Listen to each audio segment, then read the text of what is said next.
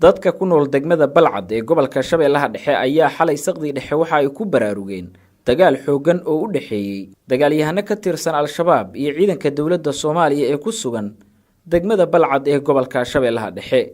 ciidanka dawladda Soomaaliya ayaa saraakiishoodu waxa ay tilmaameen in ay iska difaaceen dagaal ay soo qaadeen dagaalyahano ka tirsan Al-Shabaab ku sugan gobolka Shabeellaha Dhexe.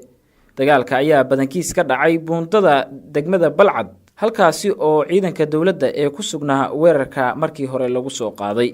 khasaare isugu jira dhimasho iyo dhaawac ayaa ka dhashay dagaalka ka dhacay Balcad. waxa uu socday ku dhawaad 30 daqiiqo.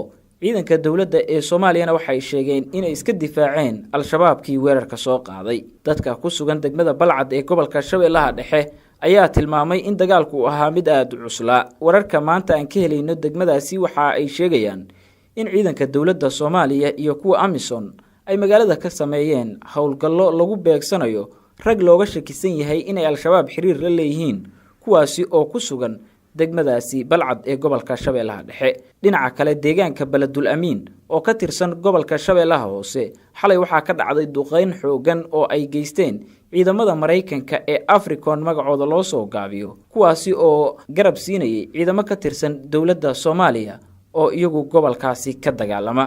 Al-Shabaab ayaa maamulo deegaanka Baladul Amiin ilaa iyo haddana lama oga khasaaraha ka dhashay weerarka cirka ah ee ciidamada Mareykanku ku qaadeen deegaanka Baladul Amiin ee gobolka Shabeellaha Hoose.